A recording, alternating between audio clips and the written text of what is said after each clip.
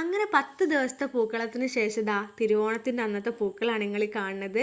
ദിവസങ്ങളൊന്നും പോകാൻ ഒരു പാടുമില്ല എന്ന് ഇപ്പോഴൊക്കെയാണ് തോന്നുന്നത് കേട്ടോ. ഇനി 2 ദിവസം കൂടി കഴിഞ്ഞാൽ പൂക്കളിടലും അവസാനിക്കും. കുറച്ച് ദിവസം കൂടി കഴിഞ്ഞാൽ ഈ തറയും പൊളിക്കും ഗൈസ്. പക്ഷെ ആ ഒരു സങ്കടമുള്ള കാര്യമല്ലേ, ഈ തറയൊക്കെ പൊളിക്കണമെന്ന് കഷ്ടപ്പെട്ടുണ്ടാക്കിയതല്ലേ.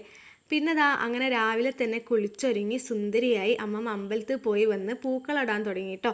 അന്ന് 2 പൂക്കളുണ്ട് നമുക്ക്, ഒന്ന് കൊലായ്മയിലും പിന്നെ ഒന്ന് ഈ തറയിലും. അപ്പോൾ പൂത്തറയിലുള്ള പൂക്കളം അമ്മമ്മേൻ്റെ വകയും കൊലായ്മയിലുള്ള പൂക്കളം ഞങ്ങളെ വകയും. അപ്പോൾ അമ്മമ്മേനെ സഹായിക്കാൻ എന്താ ദിന്നുമോളൊക്കെ എത്തിയിട്ടുണ്ട്. അന്ന് എല്ലാവരും തിരക്കല്ലേ, അമ്മയും കുഞ്ഞാൻ്റെയൊക്കെ അടുക്കളയിൽ ബിസി, പിന്നെ ഞാൻ കൊലായിൽ പൂക്കളിടുന്നതിൽ ബിസി. അപ്പോൾ അമ്മമ്മക്ക് ഒറ്റയ്ക്കാണ് തറയിമിൽ പൂക്കളുണ്ട്. അപ്പോൾ ദിന്നുമോൾ വന്ന് സഹായിച്ച്, പിന്നെ ഇത് മിന്നൂസും വന്ന് സഹായിച്ചിട്ടോ. നമ്മളെ വീടിൻ്റെ അടുത്തുള്ള കുട്ടികളാണ് ഗൈസ്.